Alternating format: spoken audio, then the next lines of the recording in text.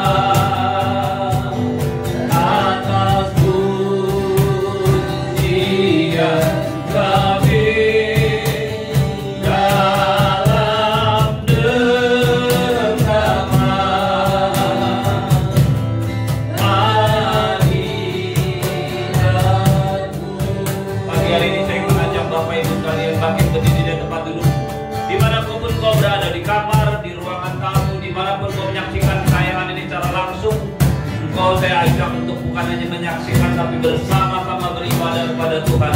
Jangan hanya menjadi penonton, tapi datang kepada Tuhan karena kuasa yang sama, hadirat Roh Kudus yang sama akan sanggup mendatangimu, memenuhi ruangan, memenuhi tempat di mana kau beribadah bersama-sama. Dan kuasa yang sama, karena Roh Kudus yang mengerjakan yang sama, itu juga akan menjamah hidupmu, memulihkan yang sakit, melepaskan yang terikat, membebaskan yang terbelenggu. Mari pagi hari ini bawa dirimu datang kepada Tuhan dengan semangat, dengan antusias, dengan roh yang menyala-nyala. Mari datang kepada Tuhan. Sikaya rana masa, kaya rana masa, kaya rana masa. Kami pendiri tempat hidupmu, sembah Dia. Dia rana masa, kaya rana masa, kaya rana masa, kaya rana masa.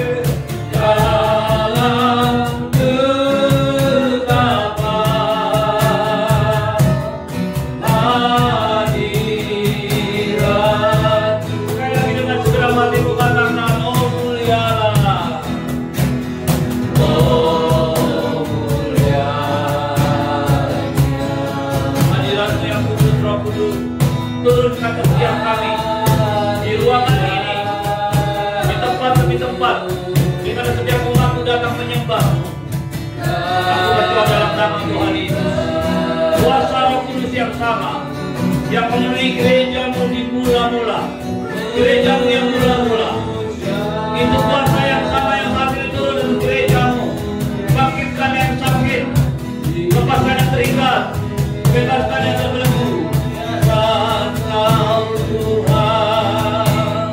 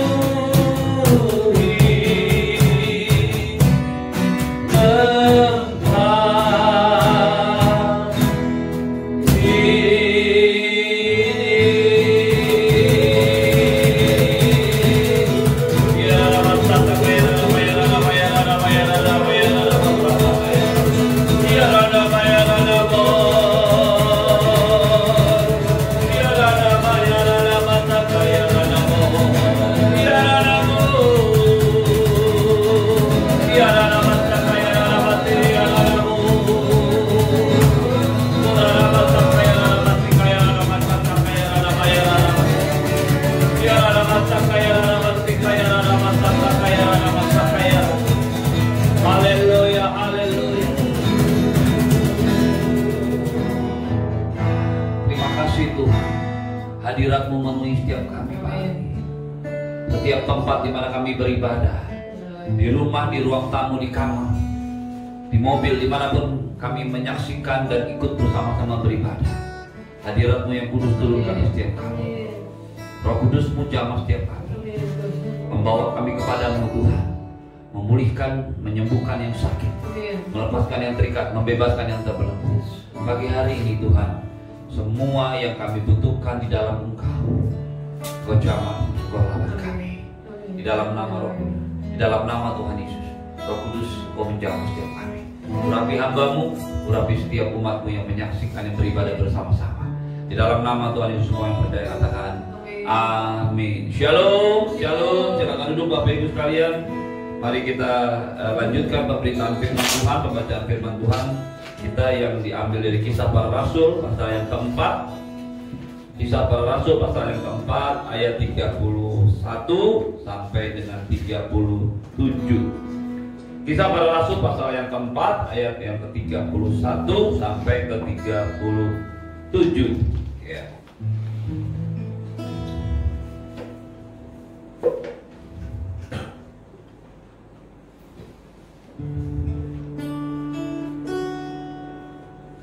Lagi Kisah Para Rasul pasal yang keempat ayat 31 sampai 37. Saya sengaja melewati judul perikop 32 sampai 37. Kenapa?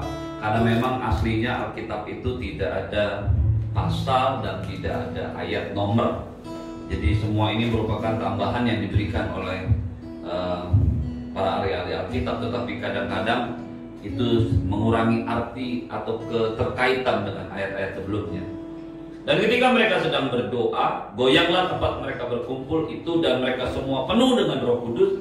Lalu mereka memberitakan firman Allah dengan berani. Ini sudah kita bahas, sudah kita pelajari hari Jumat yang lalu. Adapun kumpulan orang yang telah percaya itu, karena ini merupakan sebuah akibat yang juga ditimbulkan oleh ayat sebelumnya, maka tadi saya mengajak kita semua membaca mulai dari ayat 31. Adapun kumpulan orang yang telah percaya itu, mereka sehati dan sejiwa, dan tidak ada seorang pun yang berkata bahwa segala sesuatu dari kepunyaannya adalah miliknya sendiri, tapi segala sesuatu adalah kepunyaan mereka bersama. Dan dengan kuasa yang besar, rasul-rasul memberi kesaksian tentang kebangkitan Tuhan Yesus, dan mereka semua hidup dalam kasih karunia yang melimpah-limpah. Tapi tidak ada seorang pun yang berkekurangan di antara mereka, karena semua orang yang mempunyai tanah atau rumah menjual kepunyaannya, dan hasil penjualan itu mereka bawa dan mereka letakkan di bawah kaki rasul-rasul, lalu dibagi-bagikan kepada tiap orang sesuai dengan keperluannya. Demikian pula dengan Yusuf yang oleh rasul-rasul disebut Barnabas, artinya anak penghiburan, seorang Lewi dari Siprus. Ia menjual ladang miliknya, lalu membawa uangnya itu dan meletakkannya di depan kaki rasul-rasul. Kalau Anda dan saya membaca ayat-ayat yang barusan saja kita baca, kita merenungkan baik-baik. Bapak Ibu sekalian, ini betul-betul seperti kadang-kadang kalau kita bergurau, Bapak Ibu sekalian, kita lihat foto bayi, foto anak kecil, masih culun, masih lucu, dan selalu ada komentar, ini wajah waktu belum berdosa. Ya, ini wajah masih polos, masih belum berdosa. Apa yang Anda dan saya lihat di dalam Alkitab, ini merupakan gereja mula-mula yang, maaf kalau saya katakan, waktu gereja belum berdosa. Ya, lucu, menarik, baik, dan menyenangkan semua. Rasanya kalau ini gereja ada hari ini, saya percaya banyak orang akan beribadah ke sana, saudara. Bagaimana tidak? Kuasa besar dinyatakan. Mereka hidup dalam sehati dan sejiwa. Tidak ada seorang pun yang merasa bahwa kepunyaannya adalah miliknya sendiri. Kemudian mereka semua hidup dalam kasih karunia yang melimpah-limpah. Menarik Bapak Ibu sekalian. Seorang peneliti Alkitab, teolog, berpendapat, dia menghitung waktu kapan sih kira-kira tahun di mana ini terjadi. Dan dia menemukan itu adalah tahun Yobel yang ke-28. Jadi 1400 tahun sejak bangsa Israel masuk ke tanah Kanaan. Jadi pada waktu tahun Yobel, semua harga tanah-tanah itu semua meningkat. Jadi ini penjualannya besar-besaran, hasilnya ini besar-besaran. Itu tidak ada di Alkitab, tapi itu merupakan peneliti seorang teolog yang menyampaikan itu. Jadi Anda bisa bayangkan perputaran uang, harga-harga nilai-nilai tinggi. Tetapi menariknya, tidak ada seorang pun dari mereka yang berpikir untuk dirinya sendiri. Ini sebabnya Bapak Ibu sekalian, menjadi pertanyaan buat kita, mengapa ini tidak terjadi lagi? Kata kuncinya ada di dalam ayat 31. Ayat 31 berkata ketika mereka sedang berdoa karena mendengar Petrus dan Yohanes ditangkap, diadili dan mencoba diancam. Mereka semua gereja Tuhan, rasul-rasul mereka semua berdoa minta kepada Tuhan supaya Tuhan memberitakan mereka firman, supaya mereka bisa memberitakan firman dengan berani. Berikanlah kami keberanian untuk memberitakan firman. Dan seperti yang saya sudah sampaikan hari Jumat, mereka minta Tuhan mengadakan mujizat dan tandanya. Tetapi jawaban Tuhan adalah Tuhan berikan mereka keberanian dan Tuhan memenuhkan mereka dengan Roh Kudus. Artinya Bapak Ibu sekalian, peristiwa ini terjadi bukan hanya sekali. Istilah penuh dengan Roh Kudus bukan hanya tinggal dalam diri kita.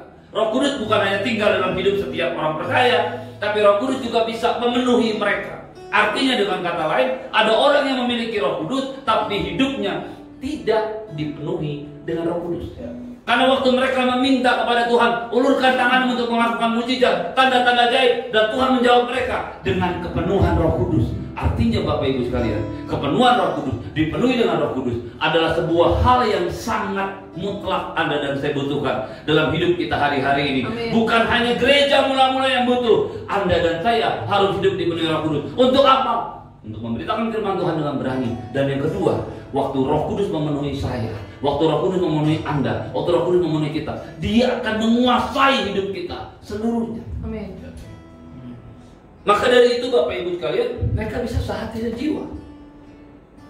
Ya, mereka bisa sehati sejiwa. Kenapa? Karena Roh Kudus memenuhi mereka. Waktu Roh Kudus memenuhi mereka, Roh Kudus menguasai pikiran mereka, Roh Kudus menguasai keberadaan diri mereka, sehingga mereka bisa buat mujizat.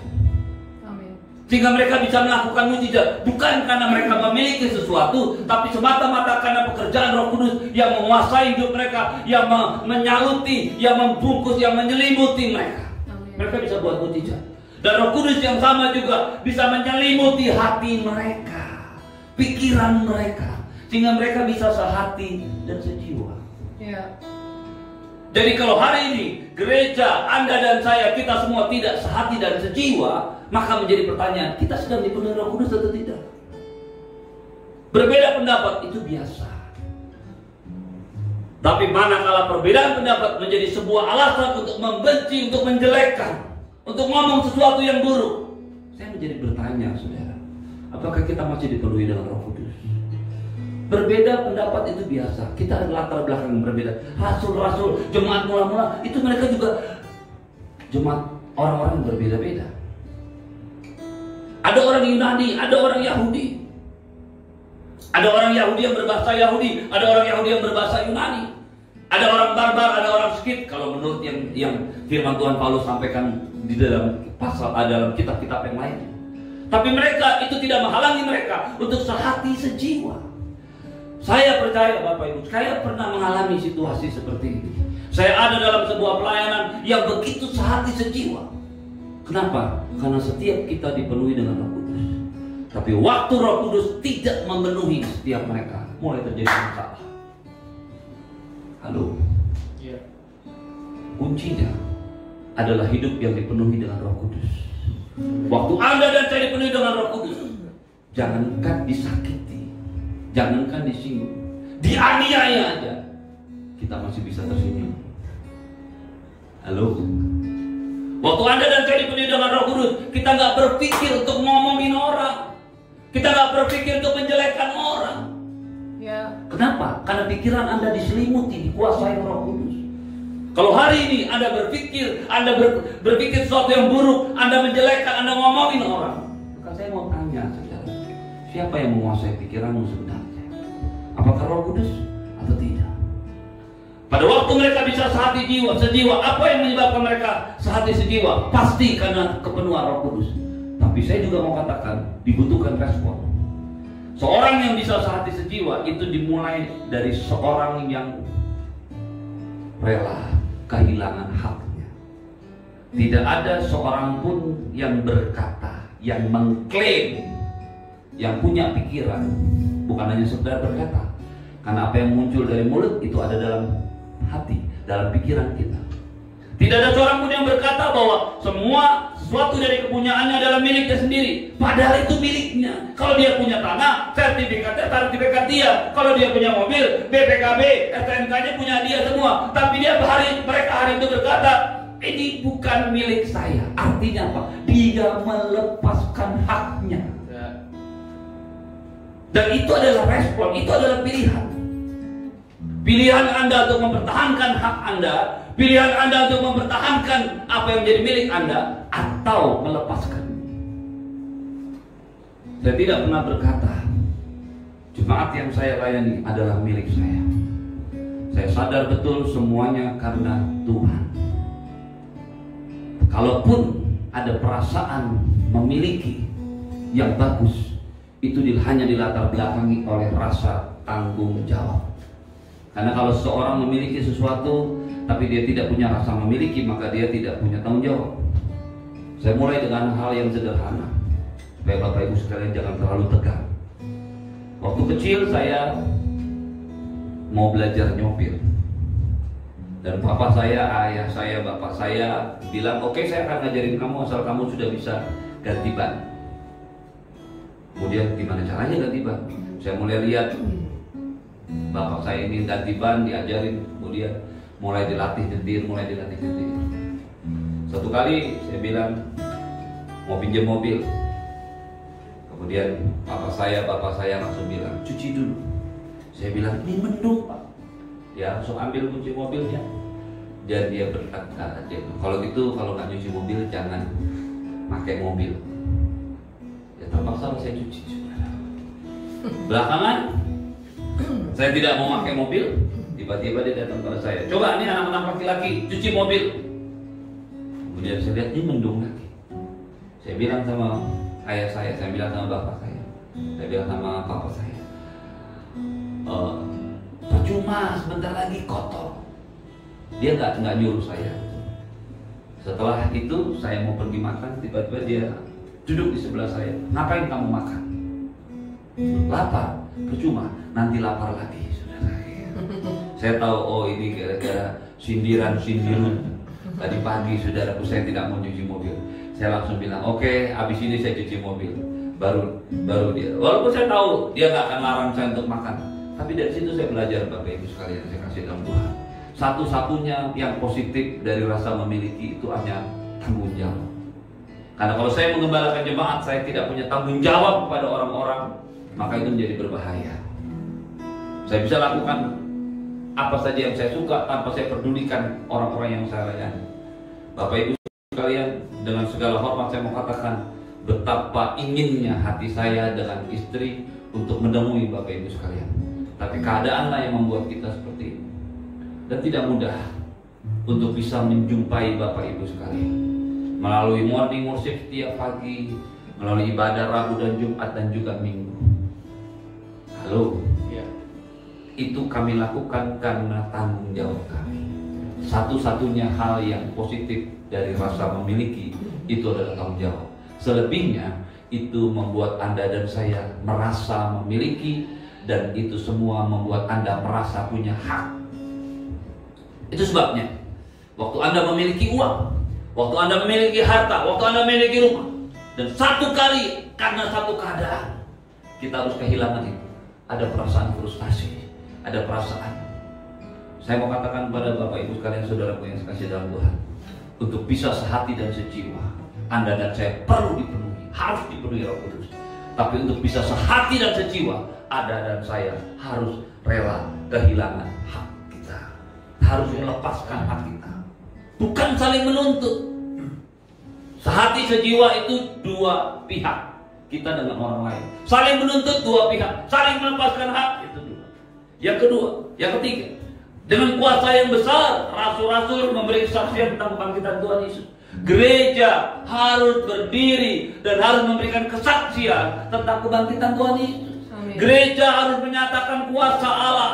Kalau dikatakan gereja, itu bukan hanya para pendeta, hamba Tuhan, tapi setiap jemaatnya harus bangkit berdiri. Kenapa? Karena Anda dan saya menerima Roh Kudus yang sama. Anda dan saya menerima Yesus yang sama. Kalau ada orang yang memberitakan kesaksian tentang firman Tuhan, itu tidak harus dilakukan hanya oleh para pelayan Tuhan atau bahkan para pendeta. Tiap jemaat harus bisa memberikan kesaksian yang besar tentang kebangkitan Yesus. Berikutnya, dan mereka semua hidup dalam kasih karunia yang melimpah-limpah. Wow. Karis mega. Kasih karunia yang melimpah-limpah. Bapak Ibu sekalian, apa bukti daripada kasih karunia yang melimpah-limpah? Ayat ini berkata, sebab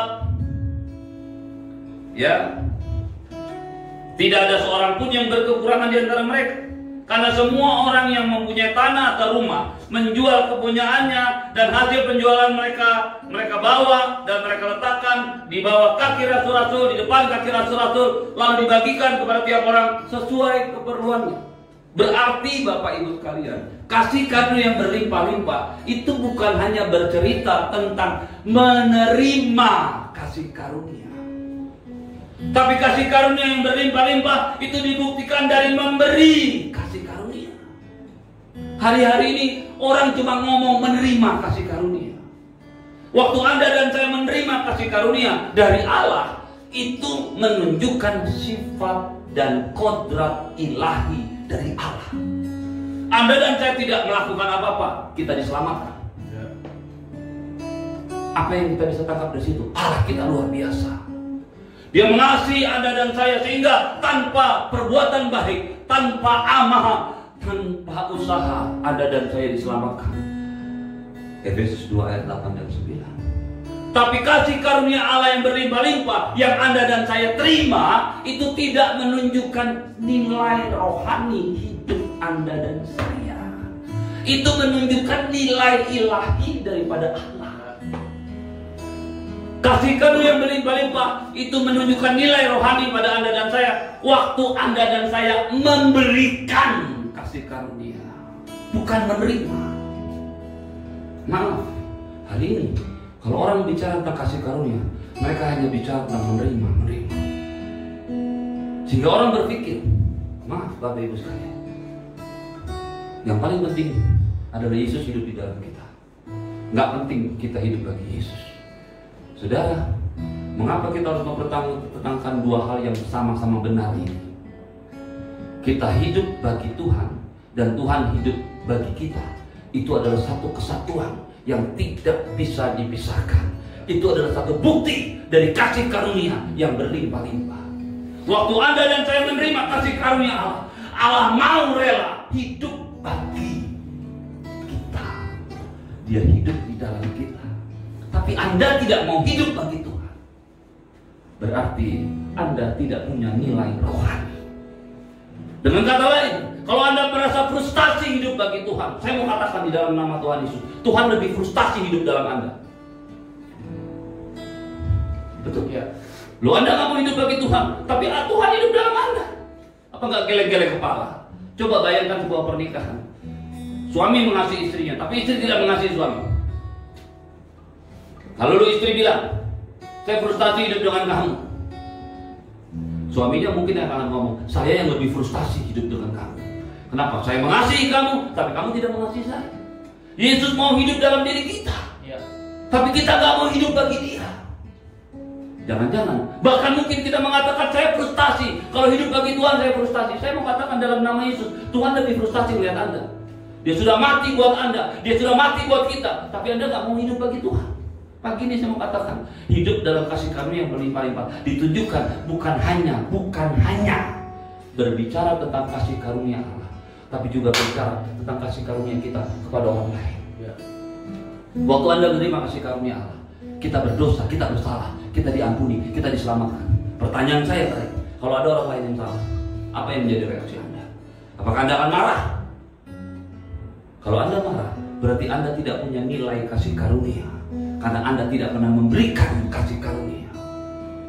Saya mau katakan di dalam nama Yesus pagi hari ini Bapak Ibu sekalian, gereja mula-mula yang lucu, yang saya katakan imut-imut ini, Menarik sekali. Mereka hidup dalam kasih karunia yang berlimpah-limpah, dan mereka menjual segala sesuatu. Mereka letakkan di bawah kaki rasul-rasul. Beberapa orang melakukan hal yang sama. Mereka letakkan di bawah kaki rasul-rasul. Kaki rasul-rasul itu menunjukkan bukan tangan rasul-rasul. Artinya mereka taruh di kaki. Itu adalah budaya Alkitab. Tetapi di kakinya rasul-rasul, sehingga rasul-rasul juga tidak boleh menganggap itu miliknya. Di kaki untuk dibagi-bagikan. Dibagi-bagikan. Tentu saja rasul-rasul juga menerima apa yang harusnya mereka terima, karena mereka hidup dari pekerjaan, dari pelayanan mereka kepada jemaat. Tetapi pagi ini saya mau katakan kepada Bapak Ibu sekalian semua, apa yang Anda dan saya hidupi dalam Tuhan, itu juga merupakan sikap hidup kita kepada Tuhan. Apa yang Anda dan saya terima dari Tuhan, kasih Tuhan, berkat Tuhan yang berlimpah-limpah, itu juga yang harus Anda dan saya berikan kepada orang lain. Itulah kasih karunia yang berlimpah-limpah. Kasih karunia yang berlimpah-limpah bukan hanya ditujukan pada saat Anda dan saya menerima kasih karunia, tapi ditujukan pada waktu Anda dan saya memberikan kasih karunia.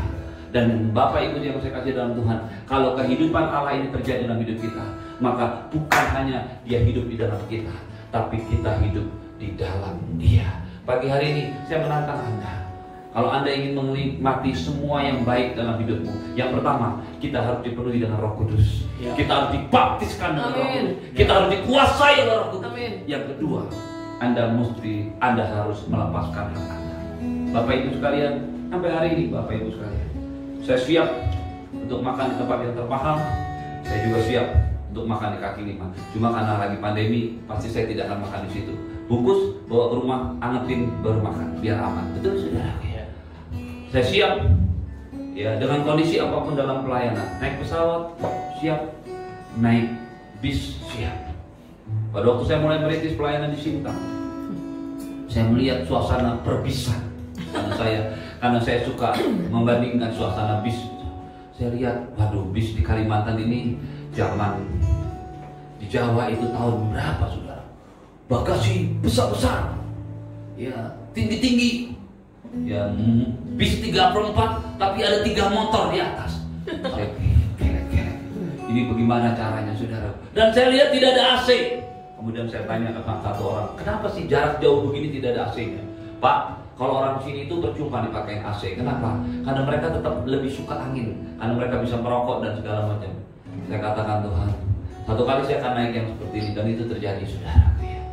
Bapak Ibu yang saya kasih dalam Tuhan, waktu Anda dan saya melepaskan hak, maka tidak ada satupun yang bisa mengecewakan hidupmu.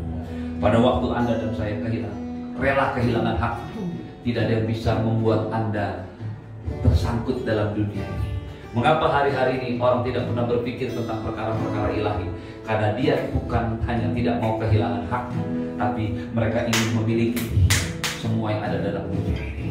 Dan manakala itu tidak tercapai, mereka akan frustasi, mereka akan kecewa, mereka akan marah, mereka akan bersungguh-sungguh.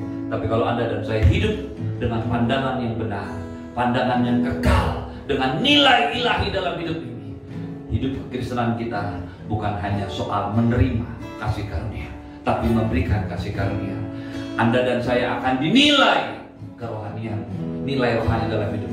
Waktu Anda dan saya memberikan kasih karunia, waktu ada orang menyakiti, kita bisa mengampuni. Waktu orang ada mengecewakan, kita tetap mengasihi. Itulah nilai rohani Anda dan saya. Itulah nilai rohaninya Tuhan.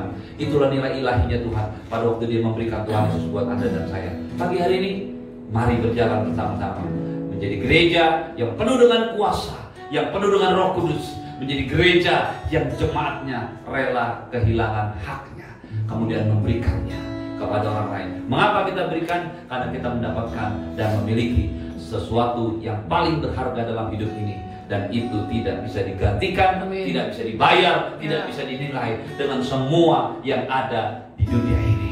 Semua yang Anda dan saya miliki harus Anda dan saya tinggalkan pada waktu Anda dan saya dipanggil Tuhan, atau kita diangkat Tuhan di awan-awan waktu gereja, waktu Tuhan Yesus datang kembali. Semua yang Anda dan saya miliki tidak ada artinya apa-apa.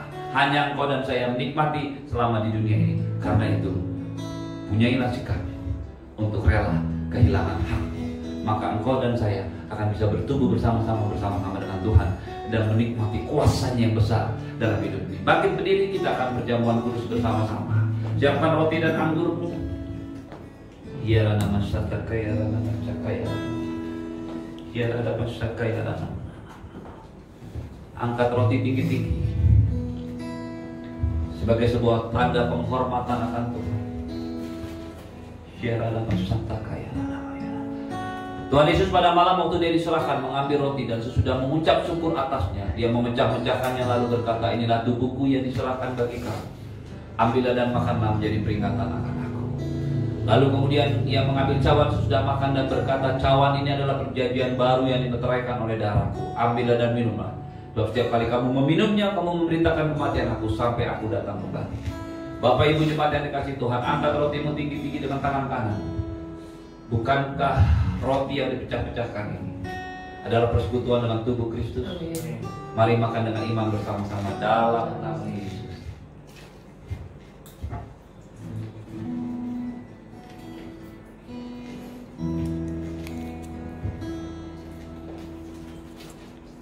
Angkat anggur tinggi-tinggi dengan tangan kananmu di atas kepala. Bapak Ibu jemaat yang kasih Tuhan, bukankah cawan yang atasnya kita ucapkan syukur adalah persekutuan dengan darah Tuhan Yesus? Mari minum bersama-sama dalam nama Yesus.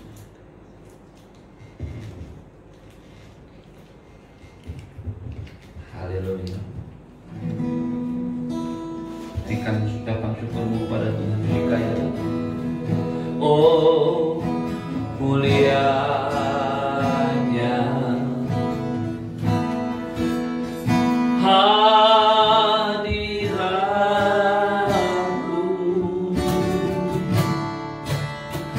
kami baikmu memujamu,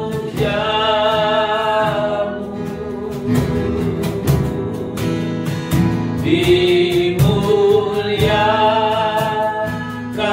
Kau Tuhan atas pujian kami dalam dekapan hadirat-Mu. Oh, the glory of Your presence. Oh, the glory. Kami menyembah-Mu Tuhan. Of Your presence, with Your temple, give You reverence. So right to Your rest and neglect my offering as Your glory.